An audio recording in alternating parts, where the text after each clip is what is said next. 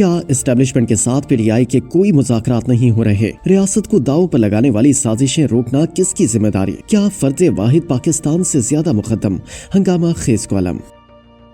نگار ایس زاہد اپنے تازہ کالم میں عمران خان سمیت پی ٹی آئی کو ان کی طرز سیاست پر شدید تنقید کا نشانہ بناتے ہوئے لکھتے ہیں کہ پاکستان بلکہ دنیا کی تاریخ میں ایک بھی مثال نہیں ملتی کہ سیاست اور جمہوریت کے نام پر ایک جماعت اپنی ہی ریاست کو دنیا میں بدنام کرتی پھرے اور اپنے ہی ملک کی معیشت کی بہتری کے بجائے اسے سبوتاژ کرنے کی کوششیں کرے۔ اس کو ملک کے خلاف اقدامات بلکہ منظم سازش نہ کہیں تو اور کیا کہیں؟ کیا کوئی بھی سیاسی جماعت ایسا کر سکتی ہے؟ لیکن پوری قوم حیران ہے کہ ملک کے خلاف ایسی کھلم کھلا سازش کرنے والوں کے خلاف ریاست کوئی فیصلہ کن اقدام کیوں نہیں کرتی؟ ایسے ملک مخالف عناصر کو کیوں کھلی چھوڑ دی گئی ہے؟ ملک میں سیاسی اور معاشی عدم استحکام پیدا کرنے کے اقدامات، بیرون ملک ریاست کو بدنام کرنے اور ملک کی معیشت کی بہتری کی کوششوں کو سبوتاژ کرنے کی کھلی اجازت کس طرح دی جا سکتی ہے؟ آخر اس ملک کا کوئی والی وارث بھی ہے یا کشتی بس موجوں کے حوالے ہے؟ فرد واحد کے لیے ریاست اور ملکی مفادات کو داؤ پر لگانے والی سازشوں کو روکنا کس کی ذمہ داری ہے اور وہ اپنی ذمہ داری کو کب پورا کریں گے؟ کالم نگار کے بقول پی ٹی آئی نے بیرون ملک ریاست کو بدنام کرنے، پاکستان کو دی جانے والی امداد،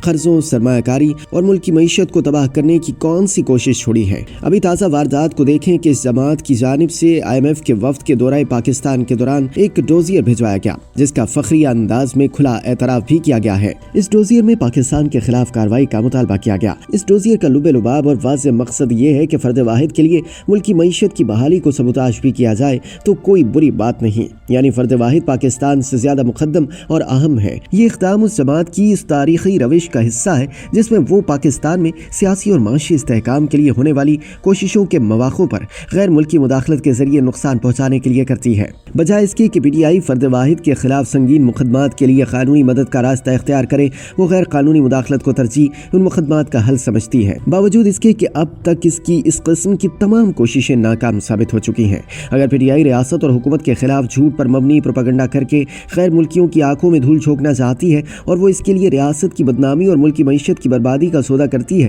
تو وہ یہ کیوں نہیں سمجھتی کہ ان کے جھوٹے بیانیے کے جواب میں ریاست کے پاس حقائق پر مبنی ٹھوس شواہد اور جوابات موجود ہیں۔ ایس زاہد نے دعویٰ کیا کہ آئی ایم ایف کو جو ڈوزیر بھیجا گیا ہے اس کے متعلق معتبر ذرائع کا کہنا ہے کہ اس کو حماقت ہی کہا جا سکتا ہے، کیونکہ وفد نے خود آ کر بچشم خود تمام صورتحال کو دیکھا، حالات کا جائزہ لیا اور ان کی خواہش کے مطابق چیف جسٹس آف پاکستان نے وفد کو ملاقات کی دعوت دی اور تمام عدالتی امور اور فراہمی انصاف کے طریقہ کار کی ضرورت کے مطابق تفصیلی آگاہی دی۔ Chief justice of Pakistan justice Yahya Afridi کی آئی ایم ایف وفد سے ملاقات کا واحد مقصد ہی یہی تھا کہ کسی طرح کا شک و شبہ نہ رہے اور یہ کنفرم ہو جائے کہ پاکستان میں عدلیہ مکمل طور پر آزاد ہے اور فیصلے آئین و قانون کے مطابق ہوتے ہیں۔ وفد نے عدلیہ اور فیصلوں سے متعلق تمام امور کو دیکھا اور سمجھا اور ان پر اطمینان کا اظہار کیا۔ کالم نگار تجزیہ پیش کرتے ہوئے مزید لکھتے ہیں کہ آئی ایم ایف وفد کی چیف جسٹس آف پاکستان سے ملاقات اور مکمل آگاہی کے بعد اطمینان سے اس واویلا اور جھوٹے پروپیگنڈا کا خاتمہ ہو گیا کہ پاکستان میں انسانی حقوق کی پرواہ نہیں کی جاتی،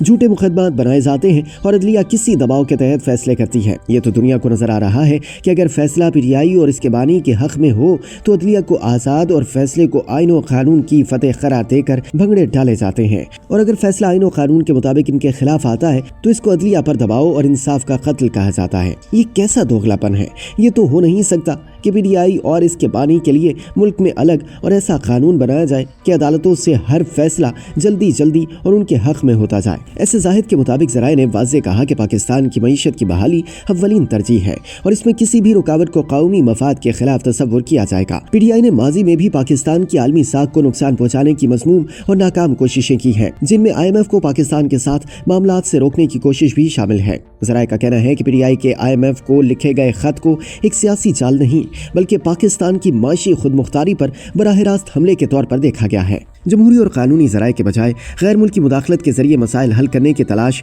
یہ ثابت کرتا ہے کہ پی ٹی آئی کے مفادات قومی مفادات سے مکمل طور پر متصادم ہیں۔ انتہائی اہم ذرائع نے ان بیانات کی سختی سے تردید کی ہے کہ پی ٹی آئی کی کسی بھی سطح پر اسٹیبلشمنٹ کے ساتھ کوئی مذاکرات ہو رہے ہیں۔ ذرائع نے ایسی تمام خبروں اور بیانات کو من گھڑت قرار دیا ہے۔